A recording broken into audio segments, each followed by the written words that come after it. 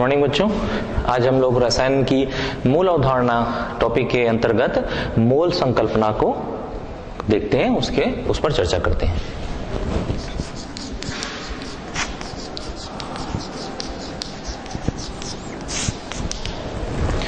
मोल रासायनिक पदार्थों की गणना करने की, उसे मापने की इकाई है। हम जानते हैं कि जिस प्रकार हम लोग एक शब्द दर्जन का इस्तेमाल करते हैं कुछ चीज़ों को गिनने के लिए, और दर्जन में 12 इकाइयाँ होती हैं। अगर हम एक दर्जन फल की बात करते हैं तो उसमें 12 वस्तुएं होती हैं। इस प्रकार जैसे कि दर्जन 12 को प्रदर्शित करता है, ठीक उसी प्रकार मोल भी एक इकाई है जो एक निश्चित संख्या को प्रदर्शित करती है। तो मोल को हम इस प्रकार दर्शा सकते हैं, बता सकते हैं कि मोल किसी रासायनिक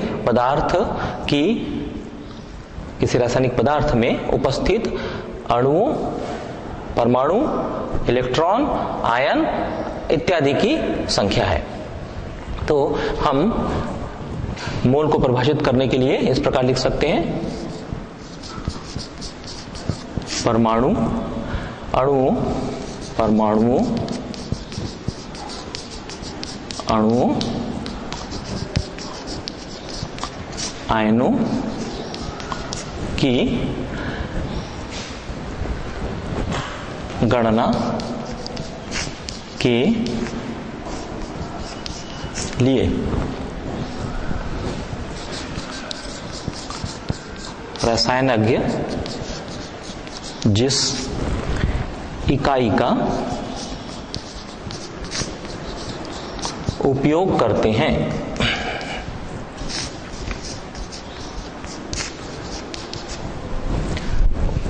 उसे मोल कहते हैं। जैसा कि हमने दर्जन शब्द के संदर्भ में देखा कि एक दर्जन 12 की संख्या को निरूपित करता है, ठीक उसी प्रकार मोल भी एक निश्चित संख्या को निरूपित करता है। तो एक मोल में किसी भी पदार्थ में उपस्थित परमाणुओं, यदि हम अणुओं की बात कर रहे हैं तो अणु अथवा आयन अथवा इलेक्ट्रॉनों की संख्या 6.023 गुणित 10 की घात 23 होती है, जिन्हें मैं कण लिख ले रहा हूं अभी। अर्थात किसी पदार्थ के एक मोल में 6.023 गुणित 10 की घात 23 कण मौजूद होते हैं। यह संख्या 6.2023 गुणित 10 की घात 23 को हम एक और नाम से जानते हैं, जिसे हम एवोगैड्रो नंबर कहते हैं।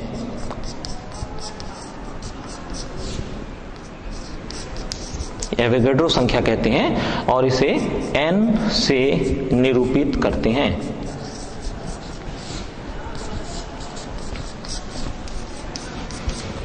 इस प्रकार हम कह सकते हैं किसी भी पदार्थ के एक मोल में 6.023 गुणित 10 की घात 23 कण मौजूद होते हैं, चाहे वो कोई भी पदार्थ, कोई भी तत्व, कोई भी गैस, कोई भी ठोस हो सकती है। परंतु अगर हमने उसका एक मोल लिया हुआ है तो उसमें उस पदार्थ के 6.023 गुणित 10 की घात 23 कण मौजूद होंगे, जो कि एक और नाम एवोगैड्रो नंबर या एवोगैड्रो संख्या के नाम से भी जाना जाता है। बच्चों, मोल का प्रयोग करते समय उस कण के नाम का उल्लेख करना जरूरी है, क्योंकि यह उस कण का उल्लेख करते हुए हम इसको लिख सकते हैं। उदाहरण के लिए किसी पदार्थ के एक मोल परमाणु अगर हम लेते हैं तो उसमें इतने संख्या में परमाणु, उसके एक मोल परमाणु में इतने परमाणु पाए जाएंगे, यानी कि एवोगैड्रो नंबर के बराबर में परमाणु उपस्थित रहेंगे। चलिए मैं इसे मिटाकर आगे लिखता हूं।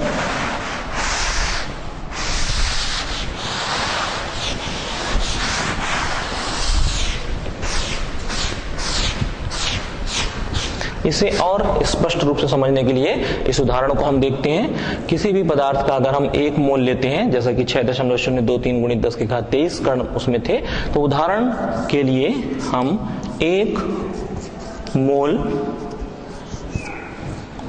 अगर परमाणु लें, उसका वो कण परमाणु हो, तो 1 मोल परमाणु में 6.023 गुणित 10⁻23 परमाणु उपस्थित होंगे। यदि हमने अणु लिया, मान लीजिए 1 मोल ऑक्सीजन का अणु लिया, इसे भी आप ऑक्सीजन के लिए भी ले सकते हैं या कोई और तत्व भी हो सकता है। 1 मोल ऑक्सीजन के अणु में कुल अणुओं की संख्या होगी 6.023 गुणित 10⁻23 ऑक्सीजन के अणु। 1 मोल सोडियम के आयनों की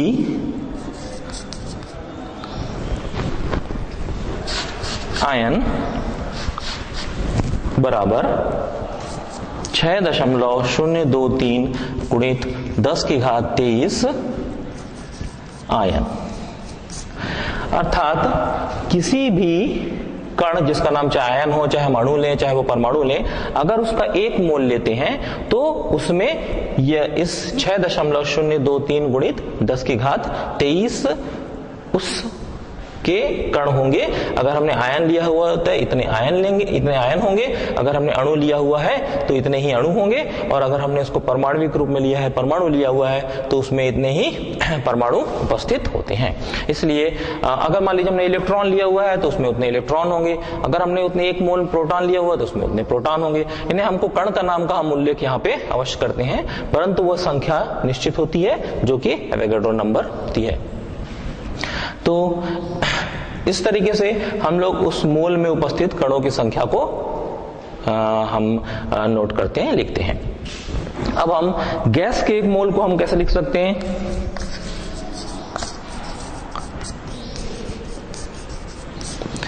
किसी गैस का 1 मोल अर्थात उसके 22.4 लीटर आयतन में मौजूद उपस्थित कणों का द्रव्यमान। किसी गैस के लिए अगर एनटीपी पर, नॉर्मल टेम्परेचर प्रेशर पर, नॉर्मल टेम्परेचर प्रेशर पर किसी गैस के 1 मोल में किसी गैस का 1 मोल में 22.4 लीटर, किसी गैस का 1 मोल बराबर होता है 22.4 लीटर आयतन में मौजूद कण।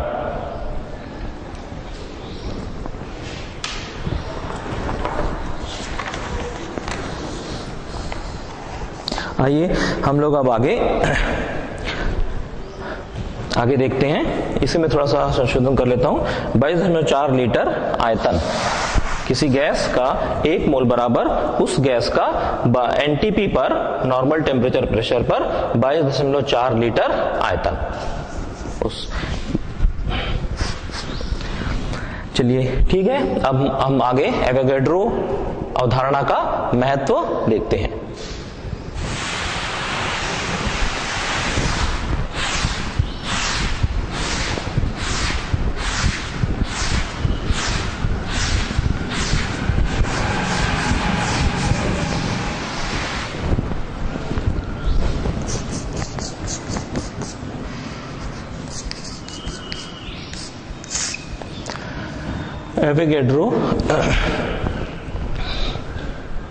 एवोगैड्रो अवधारणा का महत्व।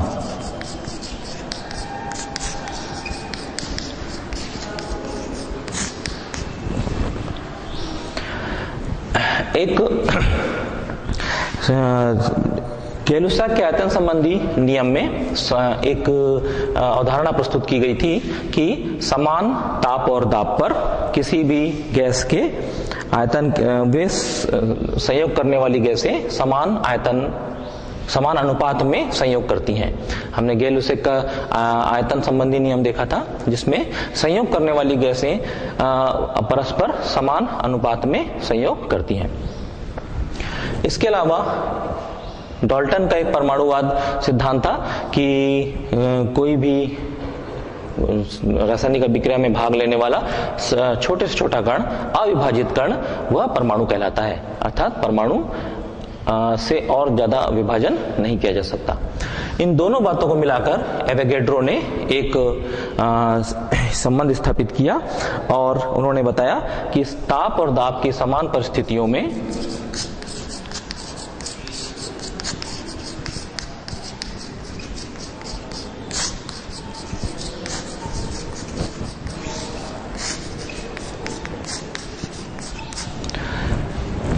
ताप व दाब की समान परिस्थितियों में गैसों के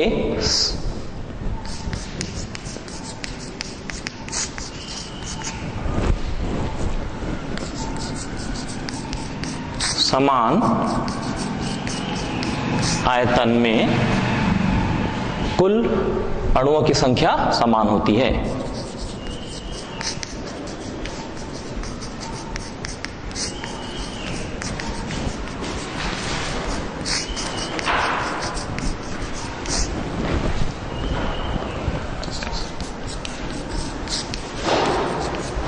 अर्थात एवोगैड्रो ने यह एक संबंध स्थापित किया कि ताप और दाब के समान परिस्थितियों में अगर ताप और दाब समान रखे जाएं तो गैसों के समान आयतन में, तो एक से ज्यादा अगर गैसें हैं और हमने उसका समान आयतन लिया हुआ है तो उसमें उपस्थित कुल अणुओं की संख्या समान होगी, चाहे वो गैस नाइट्रोजन और ऑक्सीजन हो, लेकिन अगर हमने उसका समान आयतन लिया है और ताप और दाब भी हमने समान रखे हुए हैं तो दोनों ही गैसें चूंकि फिर अलग हैं, इसके बावजूद उनमें उपस्थित अणुओं की संख्या समान होती है और वह संख्या एवोगैड्रो नंबर के बराबर होती है, अर्थात 6.023 गुणित 10 की घात 23।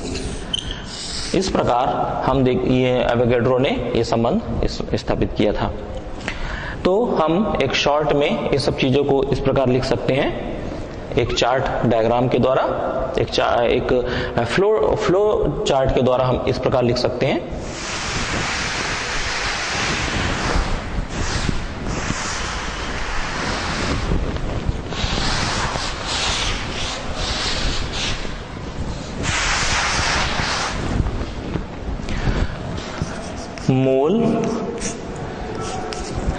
मोल को अगर हम कण के रूप में यहां लें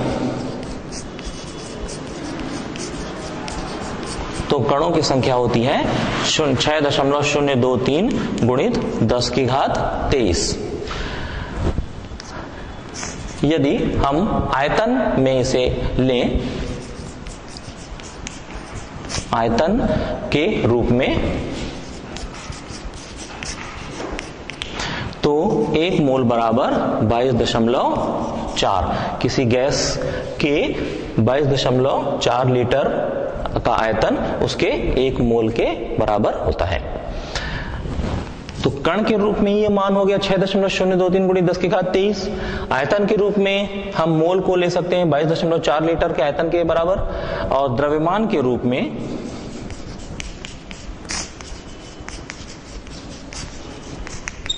इस फ्लो चार्ट के माध्यम से हम समझने में आसानी होगी, हम गैस के लिए आयतन के रूप में ले सकते हैं, कणों के रूप में चाहे वो परमाणु हो या अणु हो या आयन हो, और इसके अलावा अब हम आगे देखते हैं इसको द्रव्यमान के रूप में। तो द्रव्यमान के रूप में हम इसे आगे, अगर इसके और आगे हम वर्गीकरण करें इसे, तो तत्व का 1 ग्राम परमाणु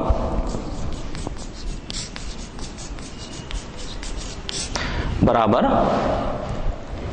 किसी 1 मोल बराबर तत्व का 1 ग्राम परमाणु कहलाएगा।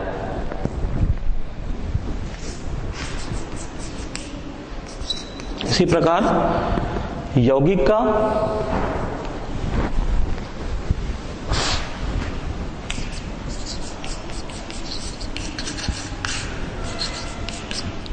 1 ग्राम अणु उसकी मोल संख्या कहलाती है। एक और तरीके से लिख सकते हैं हम, यौगिक का 1 ग्राम फार्मूला द्रव्यमान।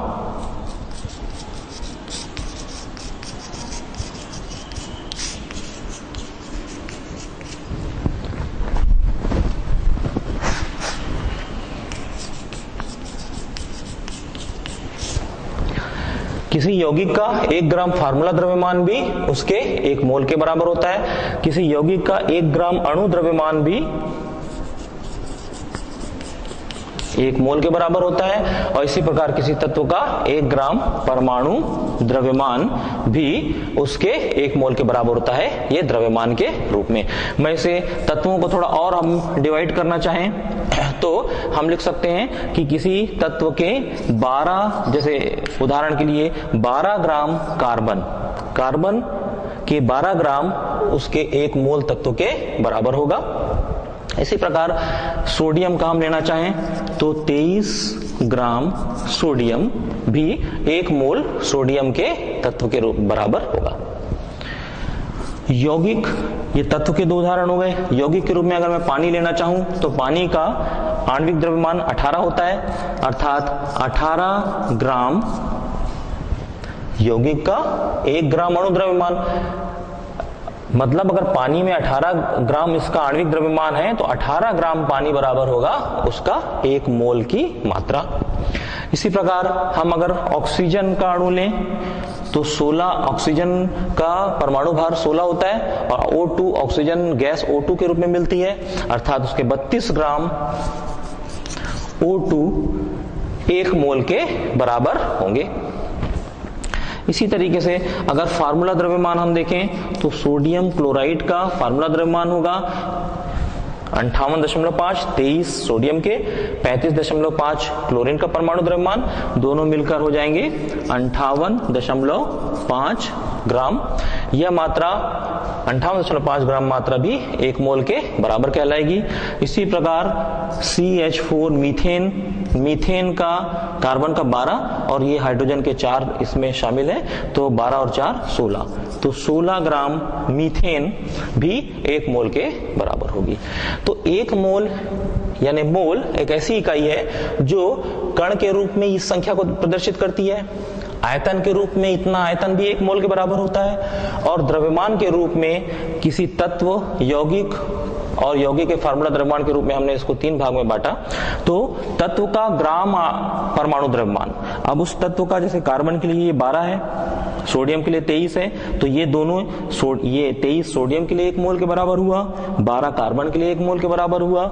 इसी प्रकार पानी और ऑक्सीजन गैस के लिए हम उदाहरण के रूप में लें तो 18 ग्राम पानी भी 1 मोल के बराबर है, उस पानी का 1 मोल, और ऑक्सीजन के 32 ग्राम ऑक्सीजन के 1 मोल अणु के बराबर है। इसी प्रकार सोडियम क्लोराइड और मीथेन के लिए हम देख सकते हैं। तो यह जो संख्या होती है इसका द्रव्यमान ही ग्राम परमाणु द्रव्यमान होता है। ये जो ग्राम परमाणु द्रव्यमान हमने यहाँ लिया हुआ है, इस शब्द को हम समझ लें किसी भी तत्व में जितने भी परमाणु हैं, जो की संख्या इतनी होती है 6.023 × 10⁻23, वह उसका ग्राम परमाणु द्रव्यमान होता है। जैसे कार्बन में 12 कार्बन का परमाणु भार 12 है, तो 12 ग्राम कार्बन ही उसका 1 मोल होगा और ये उसका ग्राम परमाणु द्रव्यमान कहलाता है। तो मोल शब्द से हमें ये जो सूचना प्राप्त हो रही है और जो जानकारियां हमने ली अभी, ये हमको अगले अब हम जो न्यूमेरिकल सवाल, संख्यात्मक प्रश्न बनाने वाले हैं उसमें हमको उपयोग में आएंगी। चलिए इसे मिटाते हैं।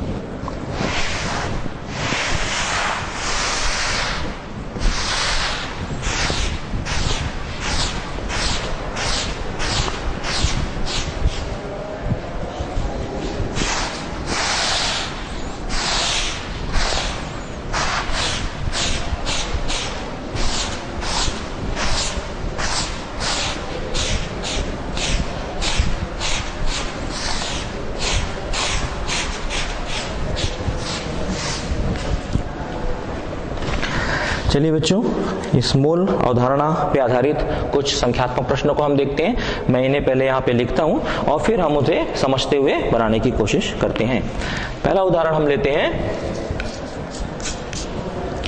P4 फास्फोरस को आणविक अवस्था में P4 के रूप में लिखा जाता है। ये फास्फोरस के अणु के 0.01 मोल में अणुओं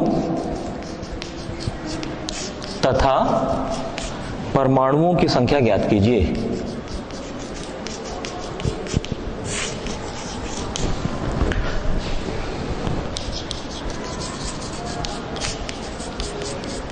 ज्ञात कीजिए। अब देखिए, इस प्रश्न में दो हिस्से हैं जिन्हें कि हम हल करते हैं।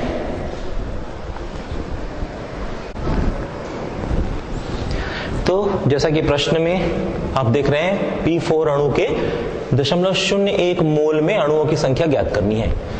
तो अभी हमने देखा किसी भी पदार्थ के 1 मोल में उपस्थित अणुओं की संख्या कितनी होती है, 6.023 गुणित 10⁻23। अर्थात यहां पे हमने P4 के संदर्भ में बात कर रहे हैं, तो हम लिखेंगे P4 अणु के 1 मोल में उपस्थित अणुओं की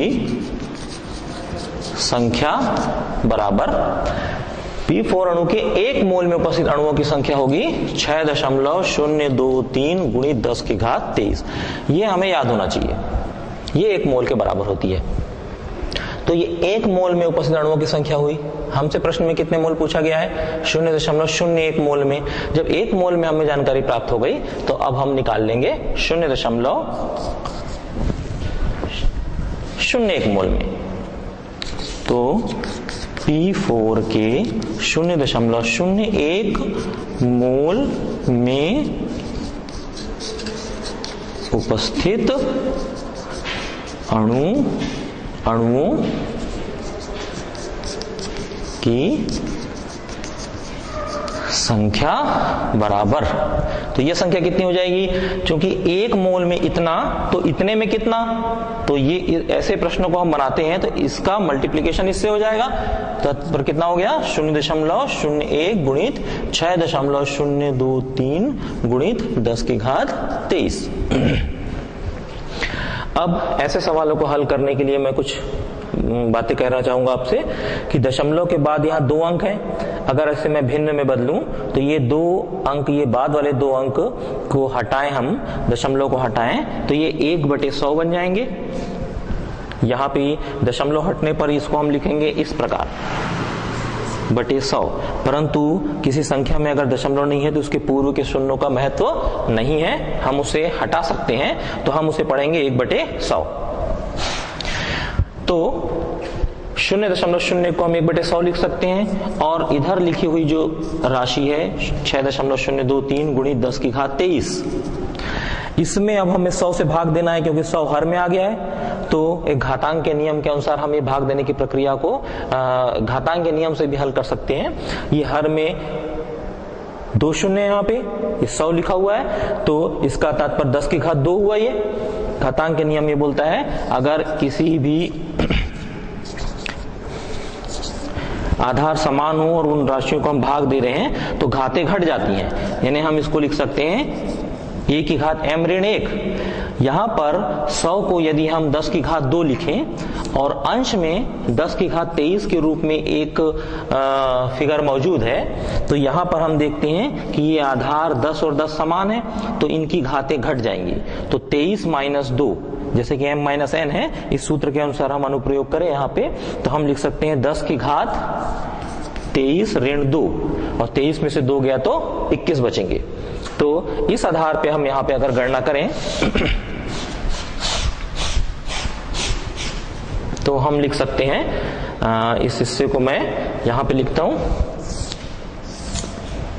तो इसके आगे का हिस्सा आ जाएगा 6.023 गुणित 10⁻23 में से 10⁻2, या इसका तात्पर्य हुआ 10⁻23 मतलब 10 का 23 बार गुणा। तो 10 का 23 बार गुणा होगा तो 2 10 का गुणा 100 होगा, और वो 100 इस हर वाले 100 से कटेगा, इसका मतलब 10⁻21 बचेंगे।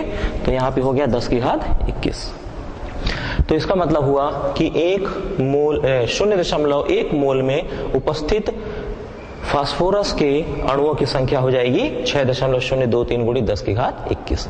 तो हमने ये जवाब प्राप्त कर लिया।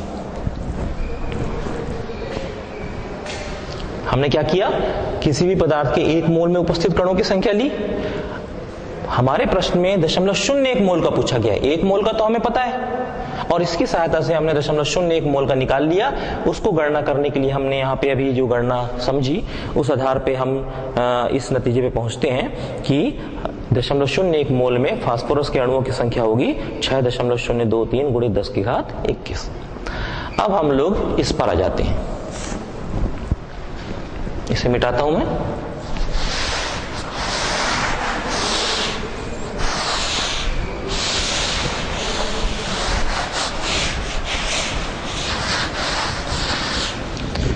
अब हम जो जानकारी हमने अभी प्राप्त की उसको लिखते हैं।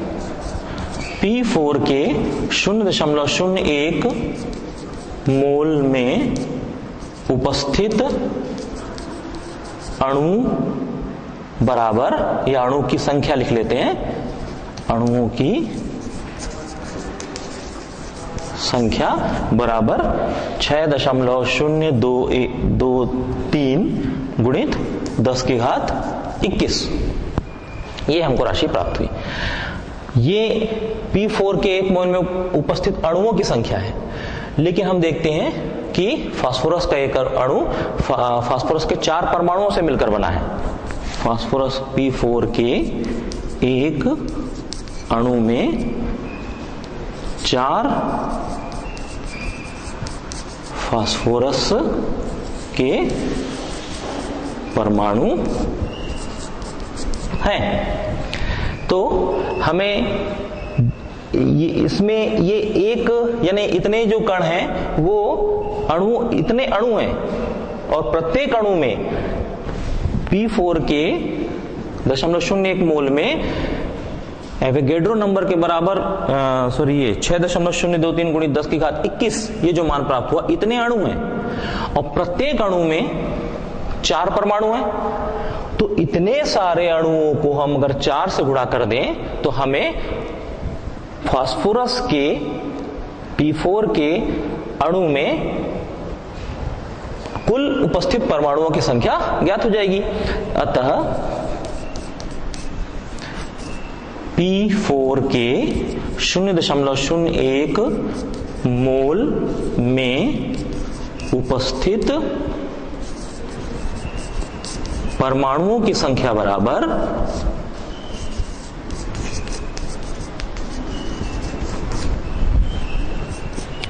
4 गुणित 6.023 गुणित 10 की घात 21। इस चीज को हमें फिर से समझ लीजिए इसको, ये इतने अणु हमें प्राप्त हुए थे। 0.01 मोल में 6.023 गुणित 10 की घात 21 क्या था, अणु थे। और एक अणु में फास्फोरस के कितने परमाणु होते हैं, 4 परमाणु। तो इतने सारे अणुओं में कितने परमाणु होंगे, अर्थात अगर हम इसे 4 से मल्टीप्लाई कर दें तो हमें अभिष्ट उत्तर प्राप्त हो जाएगा। चलिए गुणा करते हैं तो हमको मिलेगा ये 4 का गुणा इसमें करते हैं, 4 तिया 12 की 2, 4 दूनी 8 और 1 9, 4 शून्य 0 और 4 छक्के 24।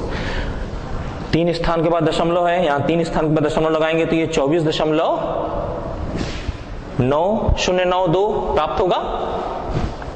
लेकिन अगर हम इसे फिर से देख लीजिए एक बार, 4 तिया 12, 4 दूनी 8 और 1 9, 4 शून्य 0, 4 छक्के 24, ठीक है। और गुणित 10 की घात 21, 1 2 3 1 2 3, यहाँ पे हमने दशमलव लगा दिया। तो इस प्रकार ये संख्या हमें प्राप्त हुई 24.092 गुणित 10 की घात 21 फास्फोरस के परमाणु। तो समझ में आया बच्चों आपको? इस मोल कॉन्सेप्ट से हम इन प्रश्नों को आसानी से हल कर सकते हैं। हम कुछ और प्रश्नों को देखते हैं जिससे कि बातें आपके सामने स्पष्ट होने लगेंगी।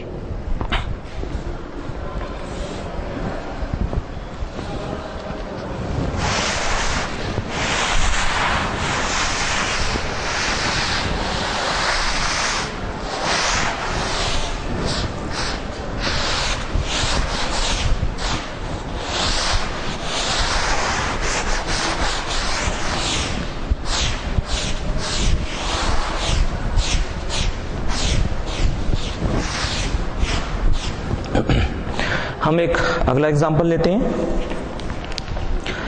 एक कॉपर परमाणु के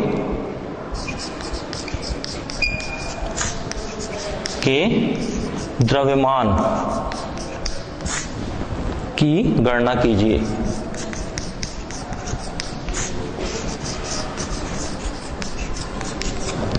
जानकारी दी गई है कि कॉपर का परमाणु द्रव्यमान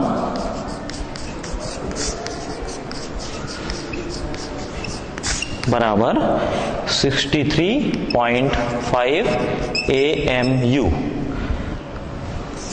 अर्थात 63.5 एटॉमिक मास यूनिट अणु द्रव्यमान इकाई, आणविक द्रव्यमान इकाई, यानी परमाणु एटॉमिक मास यूनिट मतलब परमाणुक द्रव्यमान इकाई, परमाणु के रूप में है इसलिए परमाणुक द्रव्यमान इकाई। तो कॉपर का परमाणु द्रव्यमान यहां दिया हुआ है और एक कॉपर परमाणु का द्रव्यमान की गणना करनी है। हम फिर मोल की अवधारणा का प्रयोग करेंगे इस प्रश्न को हल करने के लिए। क्या दिया हुआ है? कॉपर का एटॉमिक मास यूनिट दिया हुआ है 63.5। हमने अभी एक फ्लो चार्ट के माध्यम से देखा था कि किसी भी तत्व के परमाणु द्रव्यमान के बराबर ग्राम भार अगर लें तो वह उसके एक मोल के इक्विवेलेंट होता है, तुल्य होता है। अर्थात कॉपर का ग्राम परमाणु द्रव्यमान बराबर कॉपर का ग्राम परमाणु द्रव्यमान बराबर 63.5 ग्राम। किसी भी तत्व का परमाणु भार उस तत्व के ग्राम परमाणु द्रव्यमान के बराबर होता है और यह मात्रा उसके एक मोल के तुल्य होती है। इसका क्या मतलब हुआ कि कॉपर का ग्राम परमाणु द्रव्यमान में उपस्थित कॉपर के कण परमाणु कितने होंगे? 6.023 गुणित 10⁻23 परमाणु। और इन परमाणुओं का वजन कितना दिया हुआ है हमारे प्रश्न में? हमें जानकारी के अनुसार 63.5 ग्राम। ये बात समझ में ही आपके?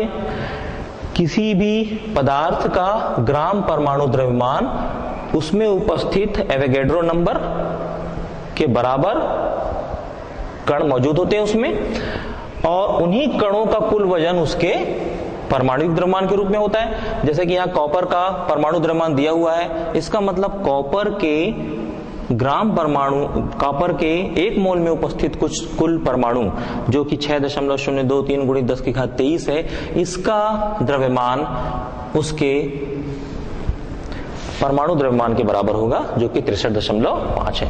हमारे प्रश्न में कॉपर के एक परमाणु का पूछा गया है, एक कॉपर परमाणु। तो इतने परमाणु का वजन इतना ग्राम है, तो एक परमाणु का कितना?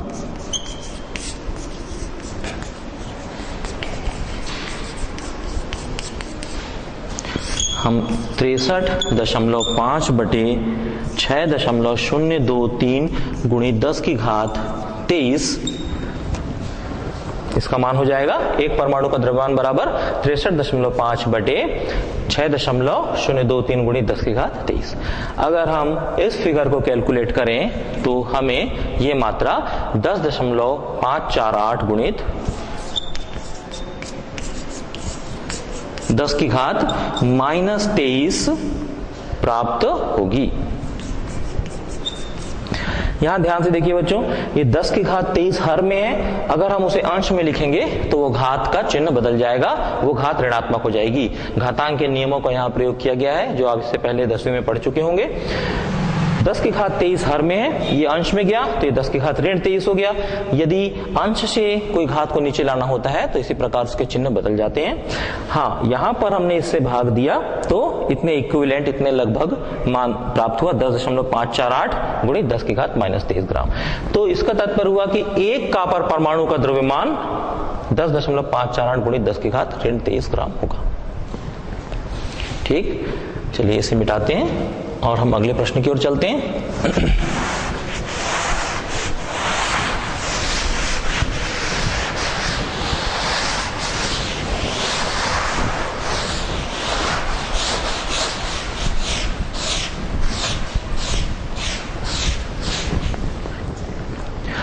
अगले एग्जाम्पल के तौर पे हम लेते हैं, मान लीजिए 1 मोल NaCl का भार क्या होगा, ये पूछा जाए आपसे। 1 मोल NaCl का भार क्या होगा। हमने फ्लो चार्ट में देखा था कि किसी भी फार्मूला द्रव्यमान का भार उसके 1 मोल के बराबर होता है। तो सोडियम क्लोराइड में का सोडियम क्लोराइड यानी NaCl का, इस यौगिक का आणविक द्रव्यमान होगा सोडियम का 23 होता है परमाणु द्रव्यमान और क्लोरीन का 35.5। तो इसका मतलब 1 मोल सोडियम क्लोराइड का कुल भार हुआ 58.5 ग्राम। ये बात स्पष्ट हुई। किसी भी पदार्थ के 1 मोल में उसके आणविक द्रव्यमान के बराबर द्रव्यमान होता है। चलिए हम एक एग्जांपल और लेते हैं।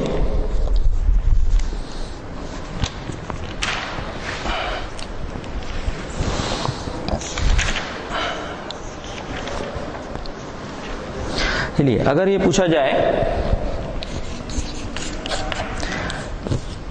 10 ग्राम C12H22O11 इसमें कितने मोल होंगे।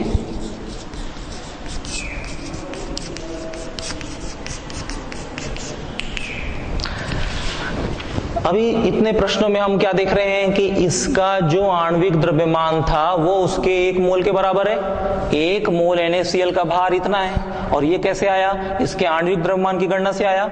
ठीक इसी अवधारणा से हम अगर इसका आणविक द्रव्यमान निकालें तो हम देखते हैं C12H22O11 का आणविक द्रव्यमान बराबर हो जाएगा C12 कार्बन का 12 कार्बन है और 1 कार्बन का परमाणुक द्रव्यमान 12 होता है, 12 गुणित 12 धन हाइड्रोजन के 1, हाइड्रोजन का परमाणु भार 1 होता है और यहाँ 22 हाइड्रोजन है तो 1 गुणित 22 धन ऑक्सीजन का 1 ऑक्सीजन का 16 होता है परमाणु द्रव्यमान और यहाँ 11 ऑक्सीजन है तो इसलिए उसको 11 से मल्टीप्लाई करेंगे हम।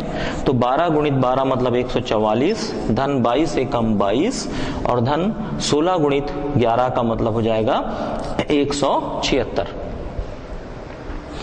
अब हम इसको सबको जोड़ दें तो हमें क्या मिलता है 6 2 8 4 12 की 2 हासिला 1 7 और 1 8 2 10 और 4 14 की 4 हासिला 1 1 और 1 2 और 1 ये 3। तो हम देखते हैं कि इस यौगिक के आणविक द्रव्यमान हमें मिला 342 और 342 ग्राम अगर हम तौल के इस यौगिक को ले लें तो वो 1 मोल के बराबर होगा। तो हम आगे अब यहां लिखते हैं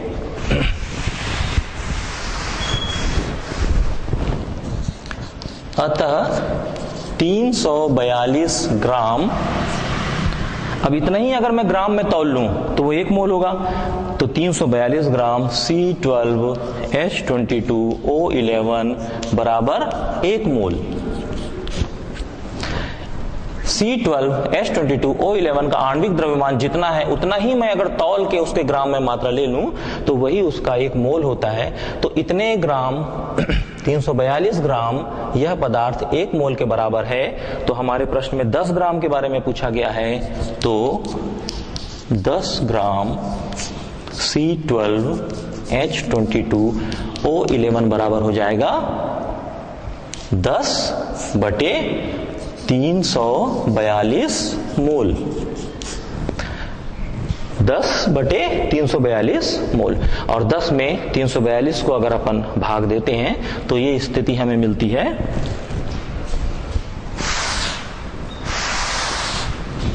हमें प्राप्त होगा 0.0292 मोल।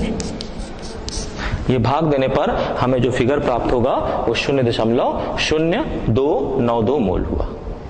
तो देखें आप लोग किसी भी पदार्थ के ग्राम उसके आणविक द्रव्यमान के बराबर अगर ग्राम भार ले लें तो वो उसके 1 मोल के तुल्य होता है। इसी मोल की इसी अवधारणा पे आधारित ये सब सवाल हैं और इन्हें अगर आप बनाते हैं तो मोल के कंसेप्ट क्लियर होते जाएंगे। चलिए हम इसके अनुप्रयोग देखते हैं।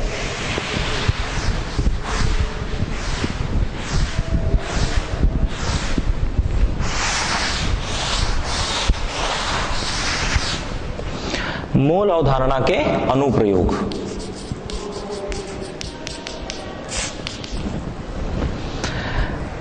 हम एवोगैड्रो अवधारणा के अनुप्रयोग देखते हैं। इसमें हम लोग मूलर द्रव्यमान को समझने की कोशिश करते हैं। किसी भी पदार्थ के 1 मोल में उपस्थित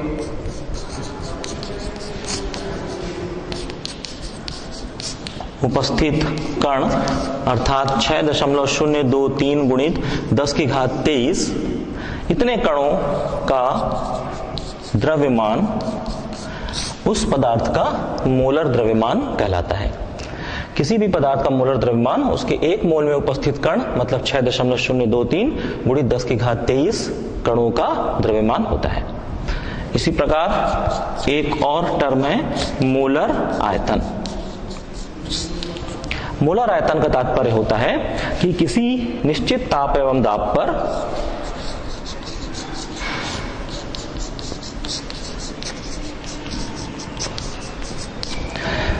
किसी गैस के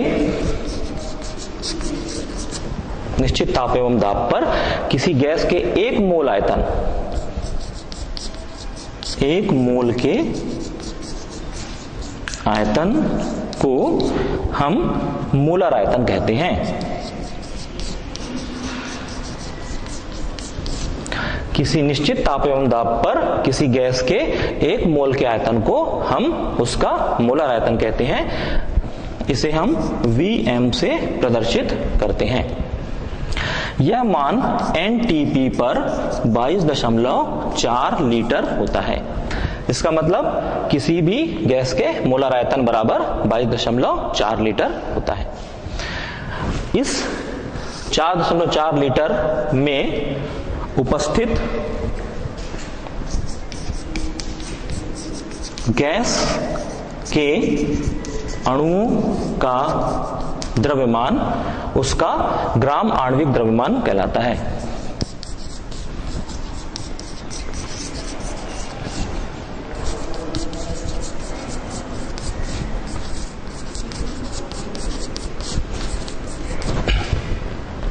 तो बच्चों आज हम लोगों ने मोल संकल्पना के बारे में देखा और उससे संबंधित न्यूमेरिकल सवाल बनाए, संख्यात्मक सवाल बनाए और उनकी अवधारणा को समझने की कोशिश की। हम अगली कक्षाओं में प्रतिशत संगठन के बारे में पढ़ेंगे। धन्यवाद।